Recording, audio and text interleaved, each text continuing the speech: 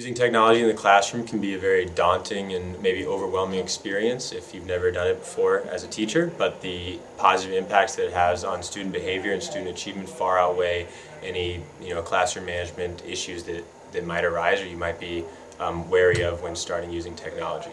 My first and main piece of advice that I would recommend for new teachers using technology for the first time is to have very clear classroom expectations and consequences for students using technology. So that can range from when students walk into the classroom, if they're using the iPods or not using the iPods in class, what does that look like? What does that sound like? If students are finished early, what does that look like? What does that sound like? If iPods need to be charged, what does that look like? What does it sound like? And then as a teacher, being very clear in handling and maintaining those high expectations with all of your students.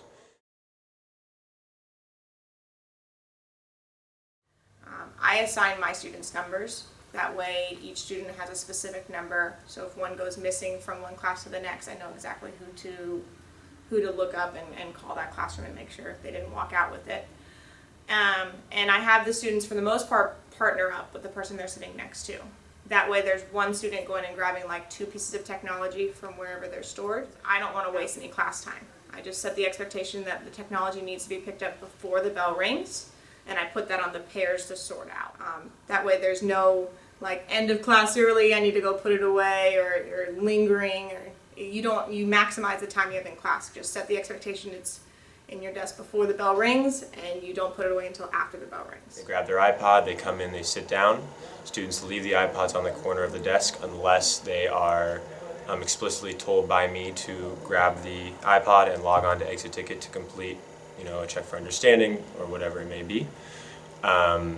When students are done at the end of the day, when they walk out, they drop their iPod in the same cubby number that they grabbed it from, so that way I can easily visually check that all iPods are accounted for. I also am very clear in my messaging for students between periods, saying if you see something that is wrong with your iPod, that you let me know about it right away. If it's next to the door, then a student very easily can just grab one as they walk out, and you won't see them.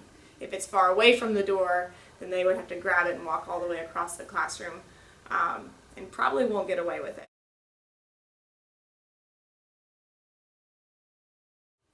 With Chromebooks, they're a little bit larger, so when they're not being used, I would have the students actually put them in their backpack or underneath on the baskets in their desk, but I personally prefer having them put them in the backpack. That way they're not kicked by the person behind them or accidentally fall out. I just remind them that this technology needs to be respected and we need to keep it safe. That way we can continue to use it throughout the year.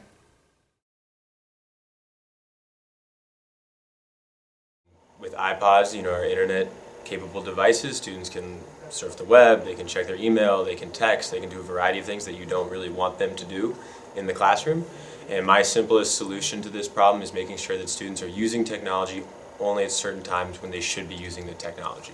So when students come in, they grab their iPod and they leave it face down on the corner of their desk, and they only ever grab or use the iPod when I explicitly tell them, okay, log on to ExitTicket, we're going to complete a 5-question ticket on under the content that we just covered recently. Using the teacher view or the classroom view, you can see when students have clicked in and when they haven't. So if a student there's like 2 or 3 students who haven't clicked in yet and you can see their name on the teacher view, you can walk around and see what they're actually doing. They know that you know when they haven't answered, which means that during those times when they're supposed to be answering, you are going to hold them accountable for answering that question.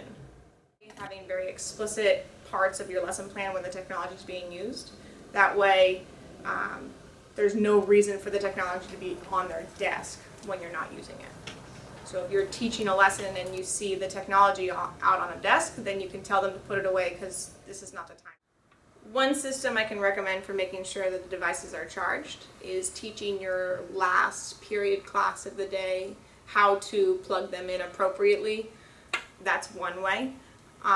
Another way would be finding 2 or 3 students that you can get to plug in all of the devices at the end of the day, every single day. Again, if they're from your last period class, then you can just hold them after for 2-3 minutes for them to plug them all in.